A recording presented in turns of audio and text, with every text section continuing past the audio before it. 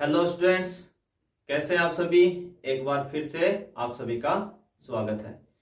और आज हम बात करेंगे अपने नेक्स्ट वीडियो पे। आप सभी जानते हैं अपनी इंपॉर्टेंट क्वेश्चन सीरीज चल रही है, जिसका दूसरा नाम मैंने रखा है जनवरी फरवरी वाली सीरीज। यूट्यूब पे आप इसको सर्च करेंगे जनवरी फरवरी वाली सीरीज, तो अपनी ही एक सीरीज मिलेगी जो बोर्ड इंपॉर्टेंट क्वेश्चन के ऊपर चल रही है पूरे यूट्यूब पे। कहीं भी कोई कंप्लीट कोर्स प्रोवाइड नहीं करवा रहा है, वो भी आपको फ्री में। ठीक है, तो इस सीरीज को आप ढंग से देखें, पढ़ें और समझें। दूसरा, अभी आप जानते हैं इस टाइम सर्दी बहुत है और लाइट की भी एक बार प्रॉब्लम चल रही है। जैसे आप जो भी आसपास एरिया के हैं, राजस्थान के इधर, सभी जानते हैं इस बात को।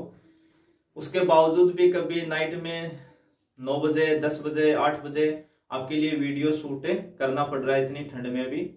पूरे दिन वैसे स्कूल टाइमिंग रहता है, शाम को ट्यूशन टाइमिंग रहता है, उसके बाद में आपके यूट्यूब के लिए टाइमिंग रहता है। तो आप बिल्कुल इस चीज को इग्नोर ना करें, चैनल को सब्सक्राइब जरूर कर दें। ठीक है ना, मैं आपके लिए इतनी मेहनत कर रहा हूं और आप एक चैनल सब्सक्राइब करने में भी पता नहीं क्या शर्म महसूस करते हो, पता नहीं क्या हो जाएगा आपके फोन के अंदर। तो ऐसा बिल्कुल नहीं करना है, चैनल को सब्सक्राइब कर देना है।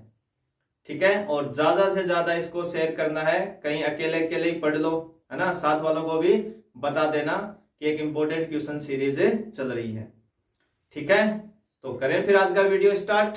तो चलो, तो देखिए, लास्ट वीडियो में हमने डिटरमिनेंट के ऊपर, सारणिक के ऊपर, जो अपना लेसन 4 है, उसमें जो सेक्शन ए में 1 मार्क्स का जो क्वेश्चन आने वाला है, उसके 9 क्वेश्चंस कवर कर लिए थे। और उसके बचे हुए क्वेश्चंस कोशिश होगी कि आज इस वीडियो में कवर हो जाए। सभी छोटे छोटे जितने भी टॉपिक्स हैं जिन पे क्वेश्चंस बन सकते हैं, वो सारे हम कवर कर लें। तो उसी का आज पहला क्वेश्चन है, क्वेश्चन नंबर 10। आपको find equation of A line joining 1 2 and 3 6 using determinant. यानी इन दो बिंदुओं से, ये जो आपको 2 पॉइंट गिवन है, ये जो बिंदु हैं दो, इन दो बिंदुओं से जाने वाली लाइन की इक्वेशन यानी रेखा का समीकरण बताना है इन दोनों बिंदुओं से। तो देखिए, मान लीजिए कोई लाइन है आपकी जो इन 2 पॉइंट से पास हो रही है। एक आपका है 1 2 और एक पॉइंट है 3 और 6।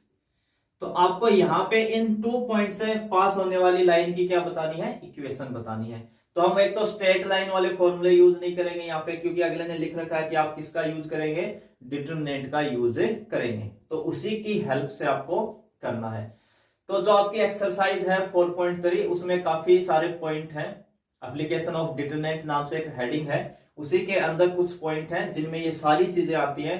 उसमें आपने एरिया ऑफ ए ट्राइंगल, एक त्रिभुज के क्षेत्रफल का फॉर्मूला पढ़ा है, उसी से ये सारे क्वेश्चन बनते हैं। मोस्टली 3-4 क्वेश्चन बनते हैं। एक तो लाइन वाला बनता है, एक एरिया ऑफ ट्राइंगल मांग ले आपसे, और एक आपको कहेगी कि 3 पॉइंट एक लाइन के ऊपर है तो फाइंड द वैल्यू ऑफ के, लैम्डा वगैरह ऐसा मान ले। तो हम वो सब देखेंगे इन क्वेश्चंस के अंदर। अब तो ये लाइन जो है आपकी, ये 2 पॉइंट से पास हो रही है, इसी के ऊपर हमने ना एक पॉइंट ले लिया अपनी तरफ से ना, लेट एक पी पॉइंट ले लिया, एक्स और वाई। तो ये तीनों पॉइंट एक ही लाइन के ऊपर है।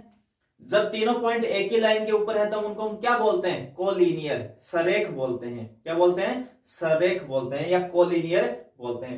अगर ये तीनों पॉइंट एक लाइन के ऊपर हैं तो फिर तो कोई ट्राइंगल बन ही नहीं रहे सर। बिल्कुल कोई ट्राइंगल तो बनेगी नहीं अगर तीनों एक ही लाइन के ऊपर आ गए। तो सर इसका मतलब है अगर 3 पॉइंट एक लाइन के ऊपर आ जाएं तो उनको हम कोलिनियर बोल सकते हैं। दूसरा सर, उनको उनका एरिया ऑफ ट्राइंगल यानी त्रिभुज का क्षेत्रफल क्या हो जाएगा, 0, क्योंकि त्रिभुज तो बन ही नहीं रही। तो इसी कंडीशन का हमें यूज लेना है। ये मान लो आपका पी पॉइंट है, ये मान लो ए पॉइंट है, इसको हमने एक बार नाम दे दिया बी।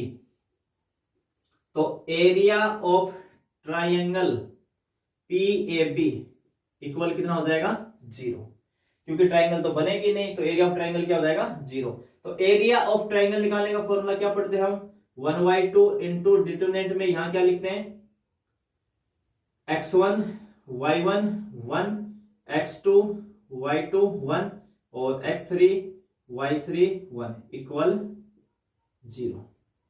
ये फॉर्मूला होता है एरिया ऑफ ट्राइंगल का। ये 0 तो इसके इक्वल इसलिए है क्योंकि तीनों पॉइंट क्या है, कोलिनियर है, इसलिए क्या है, इक्वल में 0 है।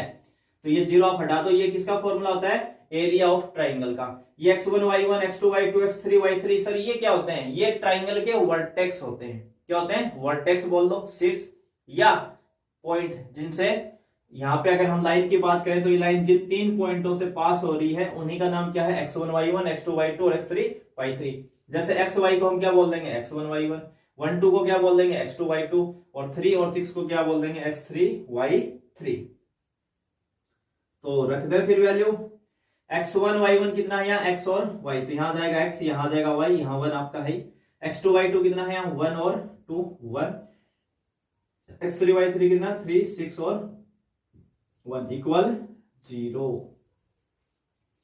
और आपको बस क्या कर देना है, इसको डिटरमिनेंट को ओपन करना है, एक्सपेंड करना है, किसके अलोंग, R1 के अलोंग, किसके अकॉर्डिंग खोल दो, R1 के।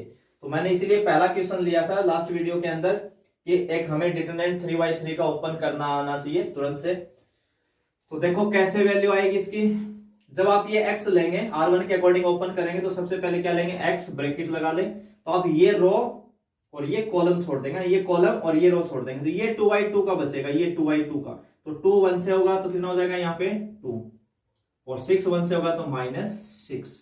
अगला क्या है y, तो y के साथ क्या आएगा, नेगेटिव। मैंने पहले बताया था ये प्लस माइनस और प्लस, जब भी आप ओपन करें तो प्लस माइनस प्लस, तो यहाँ इसके साथ माइनस लेंगे, तो ये रो और ये कॉलम, ये वाला कॉलम और ये वाली रो, तो यहाँ बचेगा 1 1 3 6, तो 1 को 1 से करेंगे तो 1 और 3 को 1 से करेंगे तो 3, ये हो जाएगा 1 - 3 प्लस लास्ट में कितना है 1, ये वाला 1, तो आप ये रो और ये कॉलम छोड़ देंगे, तो 1 को 6 से मल्टीप्लाई करेंगे तो 6, और 3 को 2 से करेंगे तो ये हो जाएगा 6, यानी -6 इक्वल 0। हम सबको पता है इधर मल्टीप्लाई करते हैं तो जो साइन आएगा वो आएगा, इधर करेंगे तो एक माइनस हम फॉर्मूले की वजह से लेते हैं। तो ये कितनी वैल्यू बनी आपकी, 1/2 इंटू 2 में से 6 माइनस कर देंगे तो माइनस के 4 इंटू में x आपके पास आई, 1 में से 3 माइनस करेंगे तो -2, और माइनस y, यहाँ माइनस y है और ये -2, तो प्लस का हो जाएगा 2y, 6 में से 6 गया वैसे ही 0, तो 2 को क्रॉस मल्टीप्लाई कर दो उधर, 2 क्रॉस मल्टीप्लाई करेंगे तो कितना हो जाएगा, -4x प्लस 2y इक्वल 0। इस पूरी इक्वेशन को आप चाहो तो डिवाइड कर दो, डिवाइड बाई -2 से ही, एक तो ये नेगेटिव भी हटा लेते हैं, इसलिए 2 का डिवाइड के साथ साथ क्या करते हैं -2, ताकि ये नेगेटिव भी हट जाए, तो -4 में -2 का करेंगे तो +2 इंटू एक्स आई, और 2y में जब -2 का करेंगे तो -y इक्वल 0। तो ये क्या आ जाएगी आपकी इक्वेशन ऑफ ए लाइन। तो जब भी आपको पूछे कि इन 2 पॉइंट से पास होने वाली लाइन की इक्वेशन बताओ, तो आपको कौन सा फॉर्मूला यूज करना है, एरिया ऑफ ट्राइंगल इक्वल 0, क्योंकि हम उसी लाइन पे एक थर्ड पॉइंट P लेंगे और तीनों पॉइंट एक ही लाइन के ऊपर होंगे तो कोलिनियर होंगे, कोलिनियर होंगे तो एरिया ऑफ ट्राइंगल क्या हो जाएगा, 0 हो जाएगा। तो आपको बस यही फॉर्मूला यूज करके उसको सोल्व करना है। तो ये फॉर्मूला काफी क्वेश्चन में यूज होगा, आप खुद देख लेना, एरिया ऑफ ट्राइंगल जब मांगेगा तब भी हम इसका यूज करेंगे, और कई बार हमें एरिया ऑफ ट्राइंगल देके कोई एक वर्टेक्स मांग लेता है, उसके अंदर कोई एक वैल्यू मिसिंग कर देता है, तब भी हम इसी का यूज करेंगे। कोलिनियर हमसे प्रूफ मांगेगा तब भी हम इसका यूज करेंगे, और लाइन की इक्वेशन मांगेगा तब भी इसका यूज करेंगे। तो 4 क्वेश्चंस अपने हो रहे हैं कवर इस पॉइंट के ऊपर, तो ये फॉर्मूला आपको याद कर लेना है ढंग से, ठीक है। देखिए नेक्स्ट क्वेश्चन, क्वेश्चन नंबर 11, ये था आपका क्वेश्चन नंबर 10।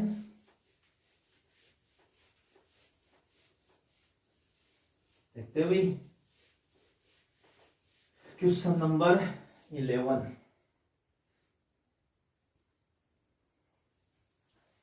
क्वेश्चन नंबर है आपका 11। इसमें एक डिटरमिनेंट आपको गिवन है 1 3 और 2, 1 3 2, 8 6 3 8 6 3 9 5 4 9 5 और 4, ये एक डिटरमिनेंट आपको गिवन है, और 2022 के अंदर ये क्वेश्चन पूछा जा चुका है 1 मार्क्स के अंदर, और कह रहा है कि इसमें जो एलिमेंट है, जो अवयव है आपका 6 है ना, जो 6 है उसका क्या बताना है, उपसारणिक बताना है ना, क्या बताना है, उपसारणिक, यानी माइनर बताना है आपको, इस एलिमेंट का क्या बता देना है, माइनर।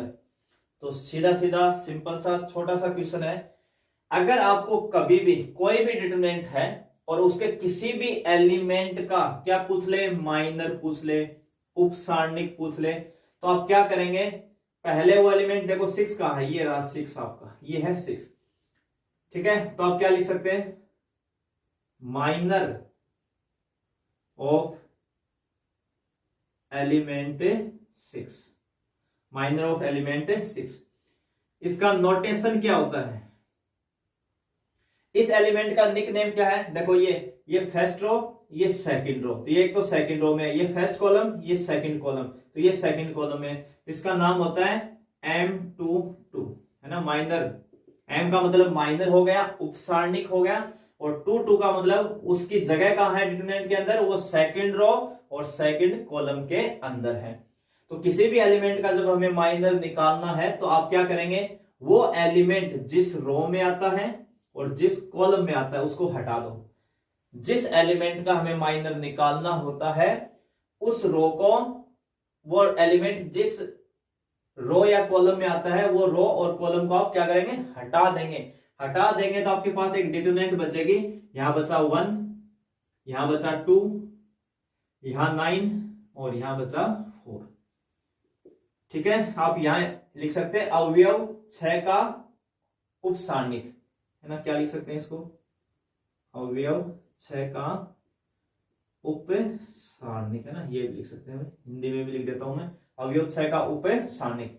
तो जिस एलिमेंट का माइनर निकालना होता है वो एलिमेंट जिस रो या कॉलम में है उसको आप हटा देंगे और जो बचेगा वो डिटरमिनेंट यूज करेंगे। अब दूसरा ध्यान क्या रखना है, अगर आपको गिवन डिटरमिनेंट, जो डिटरमिनेंट आपको दी गई है उसका ऑर्डर अगर 3x3 है, जैसे इसका डिटरमिनेंट का ऑर्डर कितना है यहाँ 3x3, इसके अंदर 3 रो है 3 कॉलम है, तो जो माइनर आएगा उसका ऑर्डर एक कम हो जाएगा, यानी माइनर 2x2 का आएगा। ये आपको ध्यान रखना है, अगर डिटरमिनेंट आपकी 3x3 है तो उसके किसी भी एलिमेंट का माइनर क्या आएगा 2x2। अब इसकी वैल्यू भी निकाल दो, ये तो इसका माइनर आ गया, वैल्यू निकालेंगे तो 1 को 4 से करेंगे तो कितना हो जाएगा 4, माइनस 9 को 2 से करेंगे तो कितना हो जाएगा 18, तो 4 माइनस 18 कितना हो जाएगा माइनस के 14। तो जो एलिमेंट है 6 उसके माइनर की वैल्यू कितनी आ गई -14, और ये आपका है माइनर। तो बिल्कुल इजी है लिखना, ये सारे जो छोटे छोटे पॉइंट हैं, टॉपिक हैं, आप किसी को इग्नोर नहीं कर सकते हैं, क्योंकि 1 मार्क्स में अगला कहीं से भी क्वेश्चन बना लेगा, एक एक छोटी छोटी बात आपसे पूछ लेगा। तो उसी के लिए क्वेश्चन आपका बोर्ड में भी आया हुआ है, खुद देख सकते हैं आप 2022 में। तो हर पॉइंट के ऊपर एक एक क्वेश्चन कवर करने की कोशिश है, ताकि आपका हर टॉपिक रिवाइज हो जाए और आप एक बार फिर से क्वेश्चंस को अच्छे से देख ले। क्वेश्चन नंबर 12 आपका है, एक मैट्रिक्स आपको गिवन है, क्या गिवन है, मैट्रिक्स 2 3 1 और 4, और इसका आपसे क्या मांग लिया, एडजॉइंट मांग लिया। इसका मैट्रिक्स जो ए है, मैट्रिक्स जो ए है उसका क्या मांग लिया, एडजॉइंट मांग लिया ना, सहखंडज। एडजॉइंट का मतलब क्या होता है भाई, सहखंडज मांग लिया। क्या मांग लिया आपका, सहखंडज। इसका एडजॉइंट ऑफ ए, मैट्रिक्स एक एडजॉइंट मांग लिया आपसे।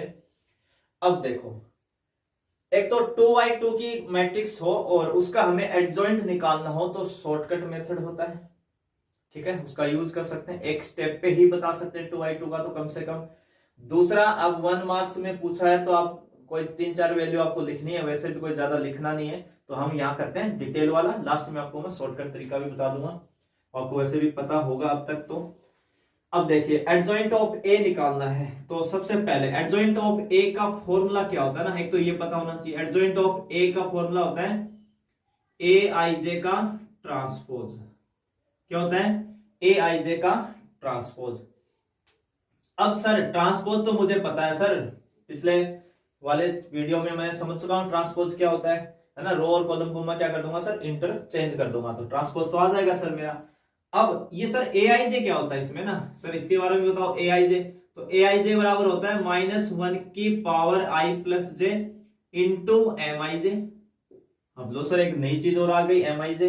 एम आई जे अभी पढ़ा था, माइनर होता है, उपसारणिक होता है, और ए आई जे को हम क्या बोलते हैं, सहखंड। इसका क्या नाम होता है, सहखंड, सहखंड, और ये होता है सहखंडज, ठीक है ना, सहखंडज आपका। सहखंड यानी कोफैक्टर बोल सकते हैं आप इसको, क्या बोल सकते हैं, कोफैक्टर, है ना, इसका नाम क्या होता है इंग्लिश में, कोफैक्टर, ठीक है। तो ये तो फॉर्मूले वो चीजें हैं आपकी डिटेल में। अब हमें यहां से कैसे निकालना है ना, तो देखो अगर हमें एडजॉइंट ऑफ ए चाहिए तो हमें ए आई जे के मान चाहिए। ए आई जे का मतलब होता है A11 A12 A13 A14 A21 A31 ये वाली वैल्यू चाहिए। तो सबसे पहले ना वैल्यू निकालेंगे यहाँ इसका, जो एलिमेंट 2 है इसका क्या निकालेंगे, कोफैक्टर। क्या निकालेंगे, कोफैक्टर निकालेंगे A11। तो A11 आपको निकालना, तो देखो A11 का एलिमेंट कौन है, ये 2, यही तो है ना A11। तो आप ये रो और ये कॉलम छोड़ देंगे ना, ये वाली रो और ये कॉलम, 2 वाली जो रो है और ये जो कॉलम है, तो 2i2 में तो एक एलिमेंट बचेगा आपका 4। क्या बचेगा यहाँ पे, 4 आ जाएगा। दूसरा, अब अगला हम लेंगे A12। तो A12 कौन है यहाँ, ये 3। तो ये रो और ये कॉलम छोड़ेंगे तो क्या बचेगा यहाँ 1, और इसके साथ क्या लगा देंगे माइनस, क्योंकि फॉर्मूला देखो यहाँ पे ए आई जे का फॉर्मूला क्या होता है, -1 की पावर आई प्लस जे। ये आई जे कौन होते हैं ना, यही तो मान होते हैं ना, ये फर्स्ट मान आई का होता है, ये सेकंड जे का होता है यहाँ पे। तो जब जब यहाँ पे ये जो नीचे नंबर आ रहा है आपका 1 1 1 2, जब जब इनका सम कैसा आए, इवन आए। ये मैंने डिटरमिनेंट ओपन करते टाइम भी बताया था कि इनका सम जो है वो इवन आए तो बाहर क्या लगाएंगे, पॉजिटिव, और इनका सम आया ऑड विषम तो क्या लगाएंगे माइनस, यानी जो वैल्यू आएगी उसको माइनस से मल्टीप्लाई कर देंगे, क्योंकि -1 की पावर है आई प्लस जे, और यहाँ पे जब जब इसकी पावर इवन होगी तो पॉजिटिव साइन बाहर निकलेगा, और -1 की पावर ऑड होगी, विषम होगी, तो क्या निकलेगा, नेगेटिव बाहर आएगा। तो हमें ये फॉर्मूला यूज डायरेक्ट करना है यहाँ पे, बस आपको ये ध्यान रखना है। तो जब जब इनका आप जोड़ें, 1 और 2 को जोड़ेंगे तो कितना आएगा 3, 3 जोड़ते ही संख्या कैसी होगी, विषम, विषम मानी ऑड, ऑड हो गई तो आपको जो भी वैल्यू आएगी उसकी क्या लगा देना है, बस नेगेटिव लगा देना है। ऐसे ही A21 कौन है यहाँ, ये 1 है, इसका नाम है A21। तो ये रो और ये कॉलम, तो कौन बचेगा यहाँ 3, और देखो 2 और 1 को जोड़ेंगे 3, 3 कैसा है, ऑड, ऑड है तो बाहर क्या लगा देंगे माइनस। A22 वाला एलिमेंट ये है 4, तो ये रो और ये कॉलम, तो यहाँ क्या हो जाएगा 2, इनका सम 2 2 4 है, तो कोई दिक्कत नहीं है। अब आप निकालेंगे सबसे पहले ए आई एडजॉइंट ऑफ ए, ये कोफैक्टर की वैल्यू आ गई अपनी, सेकंड आ गए कोफैक्टर। अब आप निकालेंगे एडजॉइंट ऑफ ए। तो एडजॉइंट ऑफ क्या होता है, ए आई जे जो मैट्रिक्स होगी, पहले तो वो बनाए, ए आई जे एक मैट्रिक्स बनाए, तो ए आई जे के अंदर क्या आएंगे, A11 का मान कितना है यहाँ 4, A12 का कितना है -1, A21 का कितना है यहाँ -3, और A22 का कितना है यहाँ 2, और इसका क्या कर देंगे आप, ट्रांसपोज कर देंगे। क्या कर देंगे, इसका ट्रांसपोज। तो जब आप इसका ट्रांसपोज करेंगे तो ये फर्स्ट रो किस में चली जाएगी, फर्स्ट कॉलम में, सेकंड रो सेकंड कॉलम में, तो ये इस मैट्रिक्स का क्या आ जाएगा, एडजॉइंट आ जाएगा। बाकी इतना टाइम का क्वेश्चन है नहीं, 1 मिनट का मुश्किल से क्वेश्चन है, बस आपको ये ढंग से लिखना आना चाहिए। इसका तो मैंने डिटेल में थोड़ा सा आपको बता दिया ताकि आप ये फॉर्मूले भी याद कर लें। कल को कोई छोटी मोटी बात आपसे यही मांग ले, AIJ बता दो, है ना, AIJ की वैल्यू क्या होती है, तो फिर आप सर पकड़ के बैठे रहेंगे, AIJ -1 की पावर आई प्लस जे इंटू MIJ। ठीक है, ये तो था आपका बेसिक रास्ता जाने का। अब जो शॉर्टकट है, यानी अगर ये मैट्रिक्स ए आपके पास है और इसका आपको डायरेक्ट एडजॉइंट ऑफ ए लिखना है, डायरेक्ट एडजॉइंट ऑफ ए लिखना है, तो सर कैसे लिखें, तो देखो ये जो प्रिंसिपल डायगोनल, इसी को बोलते हैं ना प्रिंसिपल डायगोनल, मुख्य विकीर्ण, इसको तो इंटरचेंज कर दो, यानी यहाँ 2 यहाँ 4 है तो 4 यहां जाएगा, 2 यहां जाएगा, इसको कर दो इंटरचेंज, ये 4 यहां चला जाएगा, 2 यहां, और ये जो बचा आपका इधर वाला डायगोनल उसको नेगेटिव से मल्टीप्लाई कर दो, किसे, नेगेटिव से, यानी इसको माइनस से इसको माइनस से, तो कितना हो जाएगा -1, और ये हो जाएगा -3। तो देखो दोनों सेम है, दोनों क्या है, सेम। तो कहीं आपको आगे बीच में एडजॉइंट 2/2 का चाहिए तो आप डायरेक्ट यूज कर ले, और 1 नंबर में पूछा तो थोड़ा सा 4 ही तो वैल्यू लिखनी है, एक फॉर्मूला और वैल्यू, तो थोड़ा डिटेल में बता दे, बाई चांस इसमें गड़बड़ कर दी तो कम से कम इसमें आपको कुछ नंबर तो मिल जाएगा। तो ये आपका बेसिक रास्ता और ये आपका शॉर्टकट, और ये था आपका क्वेश्चन नंबर 12।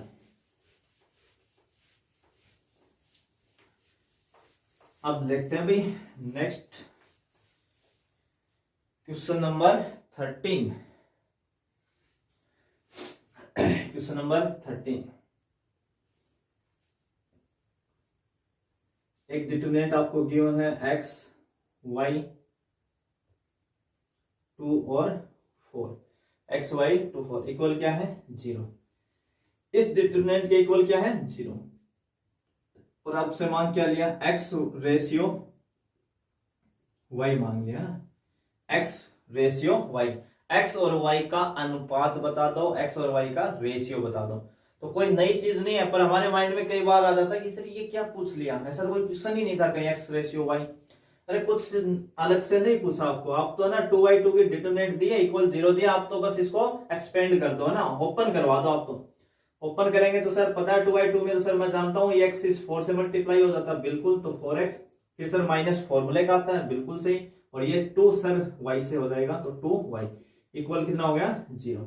तो सर इसको तो 4x बराबर क्या लिख सकता हूं मैं, 2y उधर जाएगा तो पॉजिटिव हो जाएगा, इस y को x के नीचे ले जाता हूं, 4 को उधर लेके जाता हूं, तो x y के नीचे आएगा तो x अपॉन y कहलाएगा, इस y को इधर लाए तो y, और 4 को उधर ले गए, 4 को उधर, तो क्या हो जाएगा 2y 4, तो x अपॉन y, सर ये तो 2 से कैंसिल हो रहे हैं, कितना हो जाएगा यहाँ 1/2, x अपॉन y को ही सर हम बोलते हैं x रेशियो y, तो यह आ जाएगा 1/2। तो x रेशियो y का मतलब है आपसे x अपॉन y ही मांग रहा है एक तरीके से, तो कुछ भी अलग से नहीं मांग रहा है ऐसा कुछ है, पर हमें इस चीज का भी ध्यान रखना है कि ऐसी छोटी मोटी बात पूछे तो हमें कोई दिक्कतें नहीं होनी चाहिए। तो ये था आपका क्वेश्चन नंबर 13। अब देखते हैं नेक्स्ट क्वेश्चन नंबर आपका 14। 14 में आपको एक मैट्रिक्स गिवन है, इसको मान लो मैं एक ए नाम दे देता हूं, एक बार मैट्रिक्स ए बोल देते हैं इसको, 1 - 2 1 - 2 और 4 और 3, 1 - 2 4 और 3, इस सारणिक है ना, क्या दिया भाई, सारणिक आपको गिवन है, सारणिक गिवन है, डिटरमिनेंट है ना, चलो डेल्टा इक्वल कर लो, लेट, कोई फर्क नहीं पड़ रहा। इसके सभी एलिमेंट जो सभी अवयव हैं उनके आपको क्या लिखने, एक तो सेकंड यानी कोफैक्टर, और एक लिखने उपसारणिक यानी माइनर, क्या लिखने माइनर लिखने। तो देखो ये कैसे लिखने है ना, माइनर और कोफैक्टर, उपसारणिक और सेकंड। तो देखो जो माइनर होता है उसका नोटेशन m ले लेते हैं, और जो कोफैक्टर है उसका नोटेशन क्या लेते हैं a, क्या ले लेंगे a। तो देखो ये पहला एलिमेंट है ना, ये वाला पहला एलिमेंट, वैसे इसका निकनेम क्या होता है A11, तो इसका जो भी माइनर होगा उपसारणिक होगा उसका नाम क्या हो जाएगा M11, कितना हो जाएगा M11। तो आप इस एलिमेंट 1 का माइनर देखो, यहाँ M11 लिखा है, इसका मतलब एलिमेंट 1 के माइनर की बात कर रहे हो आप, माइनर ऑफ एलिमेंट क्या लिख सकते हो यहाँ पे, और लैंग्वेज में माइनर ऑफ एलिमेंट 1 है ना, 1 का क्या निकाल रहे हैं हम माइनर, तो उसका नोटेशन क्या हो जाता है M11। तो आप ये एलिमेंट 1 जिस रो में है और जिस कॉलम में उसको छोड़ दो, अभी हमने किए माइनर निकालना तो अभी सीखा ही था, तो ये रो और ये कॉलम छोड़ देंगे तो कितना आ जाएगा 3। अगला एलिमेंट कौन है 1 2, तो 1 2 लेंगे तो ये रो ये कॉलम कितना आ जाएगा 4। अगला 1 3, सॉरी भाई 1 3 कैसे आ जाएगा, यहाँ पे आएगा 2 1 है ना, 2 1 ये एलिमेंट है, तो ये रो और ये कॉलम कितना आ जाएगा -2, और फिर आ जाएगा आपका M22 है ना, ये वाला एलिमेंट, तो ये रो और ये कॉलम कितना आ जाएगा 1। ये तो क्या हो गया माइनर। देखो माइनर में जो वैल्यू है वो लिख दो, इसमें कोई प्लस माइनस का झंझट नहीं है। अब आप इसके कोफैक्टर लिखने चाह रहे हैं, क्या लिखने चाह रहे हैं कोफैक्टर, तो इसका नाम क्या हो जाएगा A11। M11 जो वैल्यू आपकी माइनर की होती है वही कोफैक्टर की भी होती है, बस फर्क क्या होता है प्लस माइनस लगाना होता है। तो नीचे देखो 1 1 2 2, 1 और 1 को आप जोड़ेंगे तो कितना आएगा 2 2 कैसा नंबर है इवन है, तो कोई साइन चेंज नहीं होगा, तो 3 आ जाएगा। फिर 1 2 1 और 2 को जोड़ेंगे तो 3 3 होते ही कैसा हो गया ओड हो गया, तो ये नेगेटिव से मल्टीप्लाई हो जाएगा, तो A12 कितना आ जाएगा -4। M21 इसको लिखेंगे A21, 2 और 1 का सम कितना आएगा 3 आएगा तो ओड, तो -2 से +2 हो जाएगा, और M22 यानी A22 आ जाएगा इसका कोफैक्टर, और 1 का 1। तो आपको माइनर से जब कोफैक्टर लिखना होता है तो बस प्लस माइनस लगाना होता है, और प्लस माइनस कैसे लगाएंगे वो आप जो यहाँ नंबर लिखे होते हैं उनको आप जोड़ेंगे, और जैसे आप जोड़ेंगे और जोड़ने पे नंबर का जो सम आया वो इवन आया तो कोई चेंज नहीं करना, अगर ओड आया तो उस वैल्यू को माइनस से मल्टीप्लाई कर देंगे। तो ये आपके माइनर है, ये आपके कोफैक्टर है। वैसे हम एडजॉइंट जब निकालते हैं तो ये वैल्यू निकाल ही लेते हैं, और ये आता है तो माइनर अपने आप इंक्लूड हो जाता है उसमें आपका। तो अलग से अगर आपको पूछता है कि कोई डिटरमिनेंट है जिसके एलिमेंट्स के, ऐसे भी पूछ सकता है कि किसी स्पेशल रो के बता दो, है ना, फर्स्ट रो के जो भी एलिमेंट है उनके माइनर बता दो, कोफैक्टर बता दो, फर्स्ट कॉलम के बता दो, तो वो एक की बात है, तरीका सेम वैसे ही हमें करना है। क्वेश्चन नंबर 15 आपके पास है 3 पॉइंट, है ना, और आपको क्या कर रहा है कि तीनों पॉइंट क्या है, कोलिनियर है, सरेख है, जिसमें ए पॉइंट क्या आपके पास k-1 है, यहाँ कितना है k-1, और यहाँ एक बी पॉइंट है आपके पास 2 1, और यहाँ पे एक सी पॉइंट है 4 and 5। ये कह रहा है कि ये तीनों पॉइंट क्या है आपके कोलिनियर हैं, कोलिनियर हैं, तो क्या बताना है, k का मान बताना। कह रहा है कि k की क्या वैल्यू यहाँ पे आने वाली है अगर 3 पॉइंट कोलिनियर है। तो ये हम बात जानते हैं कि अगर 3 पॉइंट कोलिनियर है तो एरिया ऑफ ट्राइंगल क्या आएगा, 0।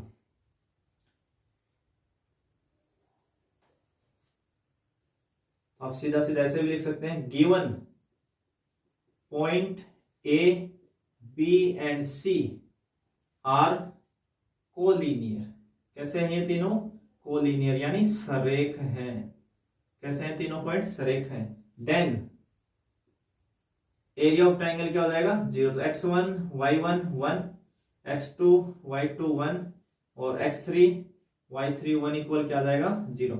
ये तो 2 होता है ना, यहाँ 1 y2, देखो 1 y2 हम दोनों तरफ 2 से मल्टीप्लाई करेंगे इक्वल तो 0 है, तो हट जाएगा। तो आप डायरेक्ट शॉर्ट में भी यूज कर सकते हैं, given point ABC are collinear, then x1 y1 1, x2 y2 1 और x3 y3 1 बराबर क्या आएगा, 0 आएगा। एरिया ऑफ ट्राइंगल तो 1 y2 मैंने डायरेक्ट ही हटा दिया कैलकुलेशन में। अब x1 y1 x2 y2 ये कहां से लाएंगे सर, तो देखो ये पहला पॉइंट क्या आपका x1 y1, तो कितना आ जाएगा यहाँ k-1, और ये 1 आपका है यहाँ, तो 1 x2 y2 2 1, ये 1 है, x3 y3 4 और 5, यहाँ कितना है 1, और इक्वल कितना है 0। अब इस डिटरमिनेंट को बस क्या करना, आपको ओपन कर देना है।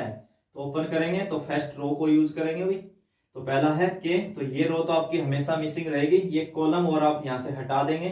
तो 1 को 1 से करेंगे तो 1, और 5 को करेंगे 1 से, 5 को 1 से करेंगे तो 1, माइनस आपका फॉर्मूले का होता ही है यहाँ पे। अब यहाँ पे हम क्या लेते थे, माइनस, और एक ये माइनस इसका है, तो माइनस माइनस क्या हो जाएगा, प्लस, इस बार क्या हो जाएगा, प्लस यहाँ हो जाएगा। तो ये रो और ये कॉलम, तो 2 को 1 से करेंगे 2, 4 को 1 से करेंगे तो ये हो जाएगा -4, प्लस लास्ट वाला भी क्या है 1। तो ये रो और ये कॉलम आप छोड़ेंगे तो 5 को 2 को 5 से करेंगे 10, और -4 को 1 से करेंगे तो 4, इक्वल कितना है भाई 0। तो 1 में से 5 गए तो -4, इंटू में के है तो ये हो गया टोटल माइनस का 4k। 1 में से 5 घटाएंगे -4, के से गुणा करेंगे तो -4k। 2 में से 4 माइनस करेंगे तो -2, 1 से करेंगे तो ये भी -2 हो जाएगा, और 10 में से 4 गए तो 6 इक्वल 0। तो -4k, 6 में से 2 गए तो 4 और उधर जाएगा तो -4। देखो पहले 6 में से 2 माइनस कर दो 4, उधर ले गए तो -4, तो k की वैल्यू कितनी आ जाएगी यहाँ पे, -4/-4 यानी 1। k का मान कितना आ जाएगा, 1 आ जाएगा। तो अगर 3 पॉइंट कोलिनियर बोलता है तब एरिया ऑफ ट्राइंगल 0 होगा। एरिया ऑफ ट्राइंगल 0 होगा तो यहाँ 1/2 हटा के आप सीधा इसको यूज कर सकते हैं, और एक बार इनटू में पड़ा रहेगा 1/2, फिर आगे हटा देना, वो आपकी मर्जी है। तो ये भी एक नया फॉर्मूला बन जाता है। तो कुल मिला के कहानी किसके ऊपर टिकी हुई है, एरिया ऑफ ए ट्राइंगल पे।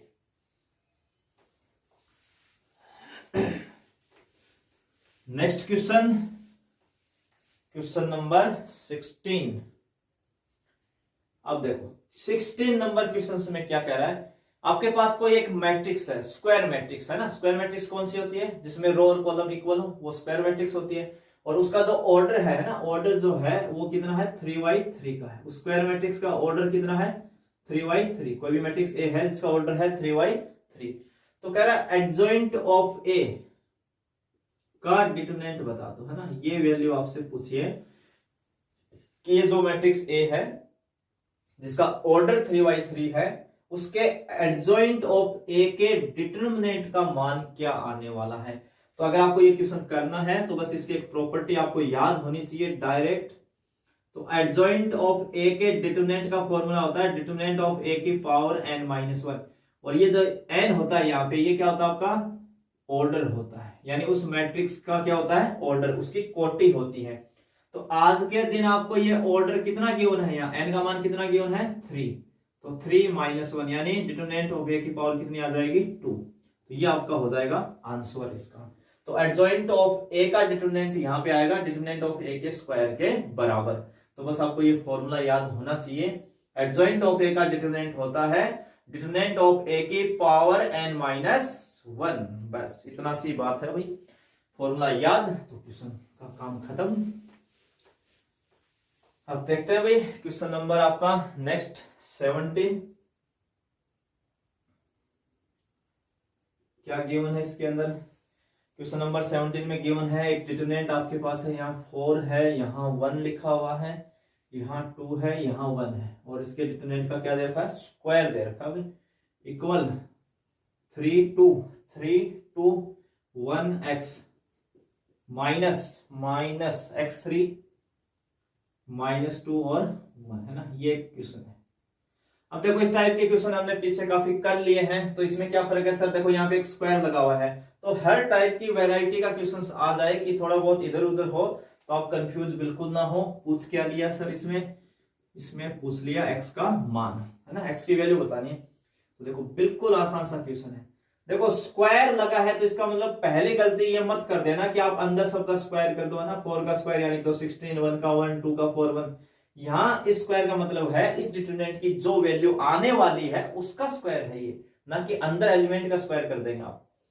तो डिटरमिनेंट की वैल्यू कितनी आएगी वो देखो, 4 1 से मल्टीप्लाई होगा 4, 2 1 से तो -2 का स्क्वायर, यहाँ पे लगेगा ये स्क्वायर आपका, इक्वल का साइन है तो इक्वल, 3 होगा x से तो ये हो जाएगा 3x, -1 होगा 2 से तो 2, फिर यहाँ माइनस है, ब्रैकेट यूज कर लेते हैं। देखो जब भी ऐसे कभी नेगेटिव आए तो बाहर ब्रैकेट लगा दें, पॉजिटिव है तो कोई प्रॉब्लम नहीं करता, नेगेटिव होता है तो क्या करेगा वो ब्रैकेट के अंदर वाली वैल्यू का साइन चेंज करवाएगा, और आप जल्दबाजी में वो मिस्टेक कर जाते हो, तो इसलिए जब भी ऐसा कुछ आए तो आप ब्रैकेट यूज कर लें।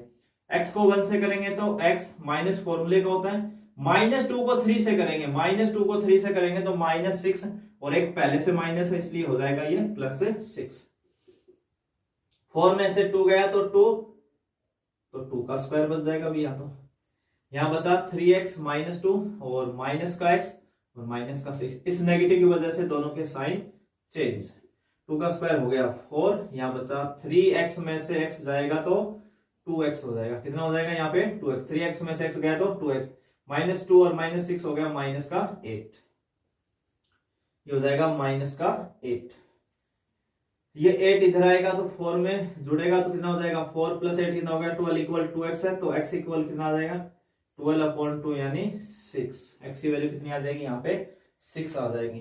तो इजी क्वेश्चन है, पीछे हमने बहुत किए हैं 2/2 के, बस यहाँ इस स्क्वायर का आपको ध्यान रखना है, यानी जो वैल्यू आएगी उसका स्क्वायर करना है, ना कि अंदर एलिमेंट का स्क्वायर आपको कर देना है।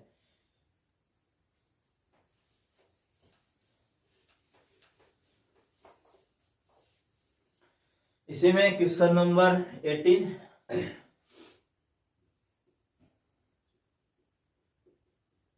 एक डिटरमिनेंट आपको गिवन है 1 1 और 1 है ना, 1 1 आपको गिवन है यहाँ पे, x + y और यहाँ पे है x, यहाँ पे y है, यहाँ पे y है और यहाँ पे x + y।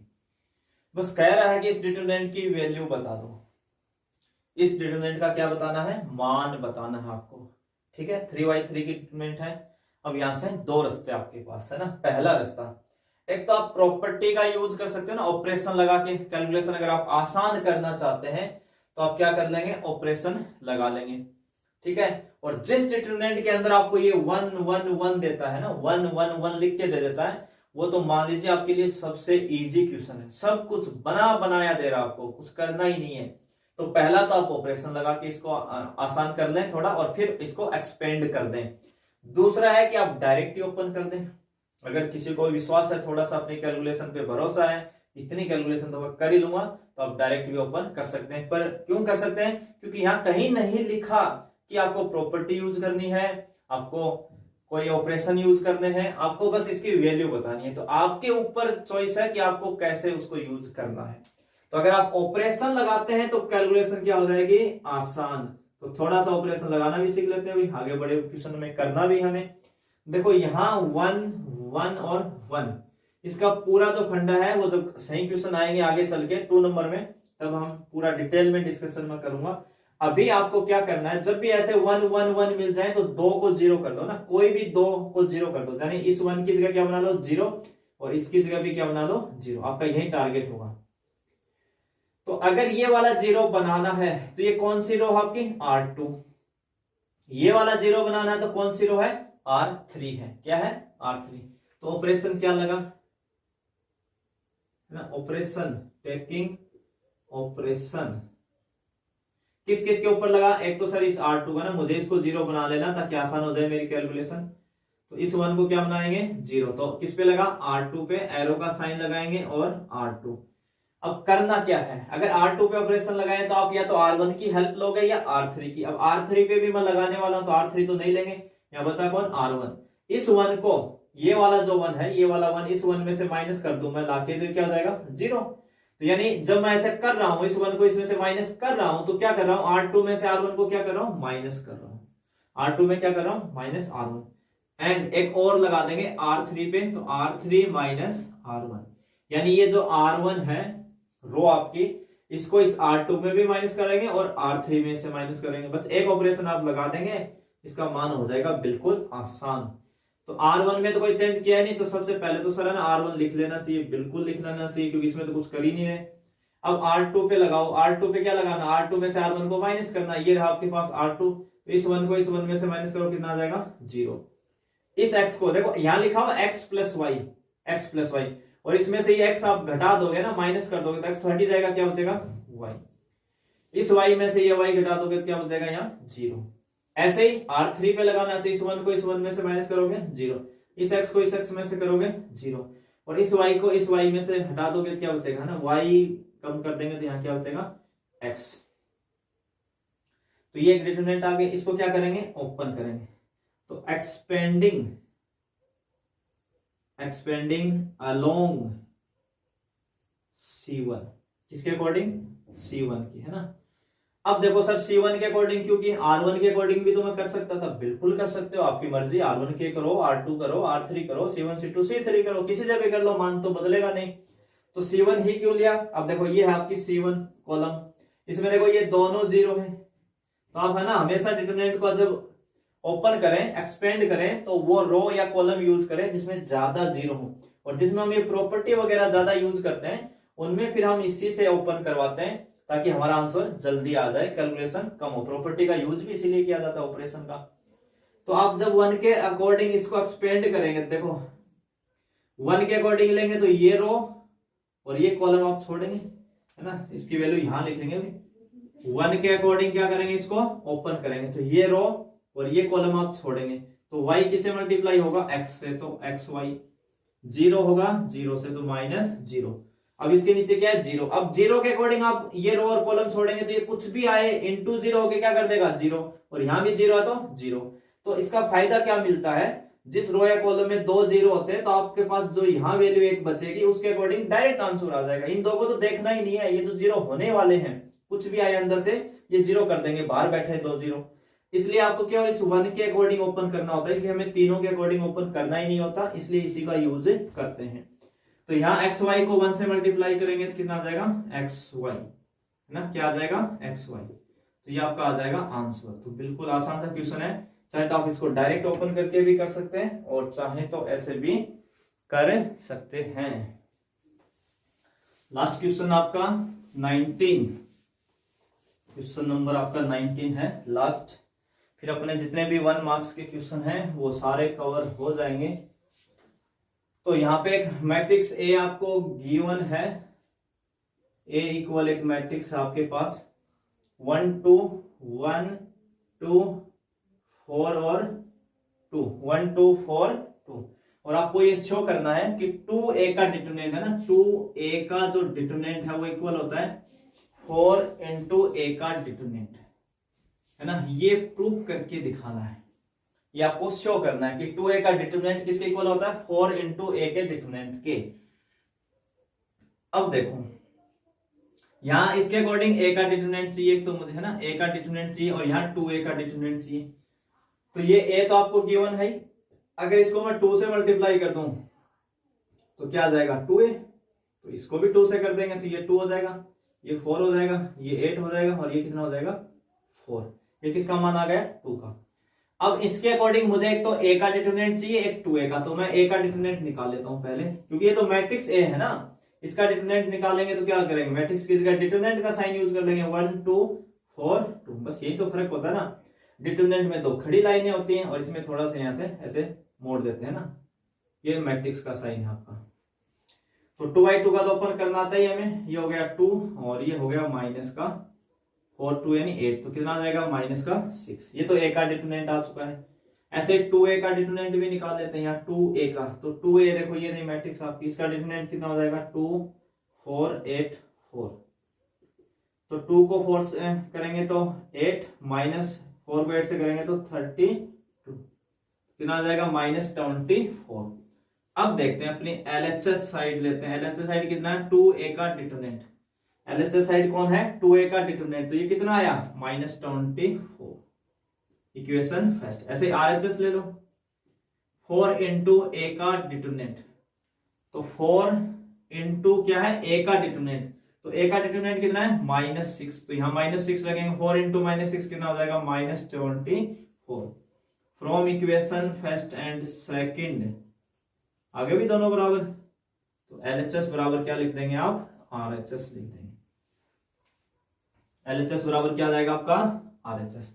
तो बिल्कुल इजी क्वेश्चन है, जैसे कहता है वैसे आप करते जाओ। मैट्रिक्स ये आपको गिवन है, 2a का डिटरमिनेंट मांग रहा है तो पहले 2a निकाल लो 2 से मल्टीप्लाई करके, और यहाँ a का डिटरमिनेंट है दोस्तों उसमें कोई दिक्कत है ही नहीं, a का डिटरमिनेंट निकाल देंगे फिर 2a का, दोनों को वैल्यू रखवा देंगे, दोनों क्या आएंगे आपके इक्वल। यही आपसे प्रूफ करवा रहा था, ठीक है। तो आज के वीडियो में बस करते हैं इतने ही क्वेश्चन, और अपना सेक्शन ए होता है कंप्लीट। अब नए वीडियो में हम बात करेंगे सेक्शन बी के ऊपर। बिल्कुल आपको ये बात नहीं भूलनी है, चैनल को ज्यादा से ज्यादा क्या करेंगे आप सब्सक्राइब, और वीडियो को क्या कर देंगे शेयर, ठीक है। फिर मिलते हैं एक नए वीडियो में, तब तक आप सभी का एक बार फिर से धन्यवाद।